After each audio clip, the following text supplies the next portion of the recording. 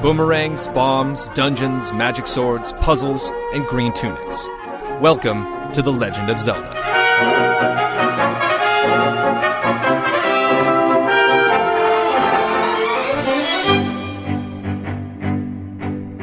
With 20 years of hit titles under its belt, the Legend of Zelda franchise has earned its right to be one of the most popular, influential, and critically acclaimed entities in all of video games.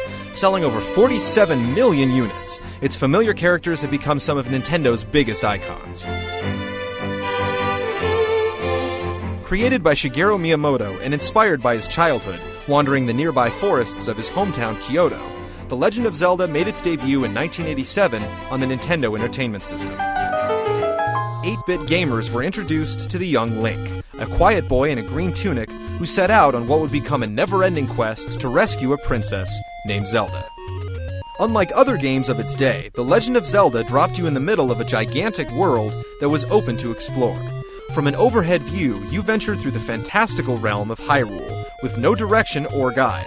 This unconventional structure made The Legend of Zelda one of the first free-roaming games ever created.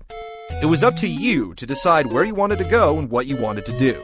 You could journey into dungeons out of order. Some could only be reached with certain items like the raft, or would be extremely difficult to navigate with only 3 hearts and no bow, but it was up to you to make those choices. Luckily, the Nintendo Fun Club newsletter released a map of the overworld. While it outlined the land of Hyrule screen by screen, giving the players a sense of direction, it didn't take away from the sheer size of the game or its difficulty. The Legend of Zelda pioneered an advanced inventory system and introduced the ability to store dozens of different items used to solve puzzles or battle creatures in real time. Zelda was also the first console game to give players the ability to save their progress via battery-backed memory. This feature alone was a clear sign that the game could not be beaten in a couple of hours. It was one of the largest adventures to date, and held that title for some time afterward.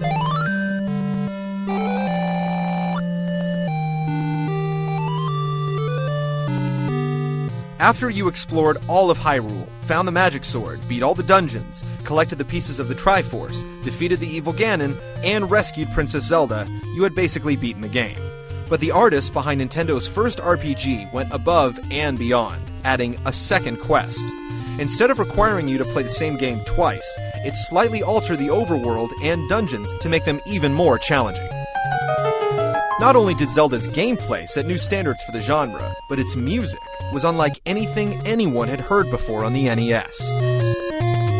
2 decades later, it's still one of the most recognizable music cues in all of video games. Even other Nintendo titles like Mario and Metroid have lost their inaugural themes over time, but every Zelda adventure ever made has featured this trademark anthem. All of these polished elements came together in a divine synthesis that can only be rivaled by the joining of the almighty Triforce. The original Legend of Zelda has been copied and imitated time and time again, but few have succeeded in making a game of its caliber, or spawning a franchise as emotionally revered. The following year, Nintendo released Zelda 2: The Adventure of Link. It's still the only game in the series to drop the Legend of Zelda title, and the only numeric sequel. Zelda 2 was a vastly different experience. It introduced more role-playing elements like experience points, and swapped the overhead view for a side-scrolling perspective. There were no rupees to collect either, which makes it unlike any Zelda game other than Four Swords Adventures. Zelda 2 was extremely difficult, largely due to the fact that you only had 3 lives, and once those were gone, you had to start all the way back at the tomb of the sleeping princess. The action-based platformer was not what a lot of fans were expecting, but then again, no Zelda game ever is. While considered the black sheep of the franchise due to its fundamental differences, Zelda 2 still introduced many groundbreaking elements that have stayed in the series. The Adventure of Link was the first time our young hero used magic, if his brand new magic meter was full, that is. The 8-bit sequel introduced the hammer, which would remain a necessary tool for Link to use against seemingly immovable objects. Zelda 2 also featured a highly advanced combat system, which created more dynamic battles with armed enemies. You had to outmaneuver their shields to land each strike while trying to block their high and low attacks. Even the non-playable characters were presented in a different fashion. Instead of standing still, hiding in a secret cave waiting to be found, they roamed the streets of their individual towns, wandered in and out of their houses, and played a much more important role in Link's adventure. Grand Theft Auto might have shocked the masses when it replenished your health for sleeping with strangers, but Link was apparently getting lucky 13 years earlier. The Legend of Zelda and Zelda 2: The Adventure of Link were two of the most popular games on Nintendo's entertainment system.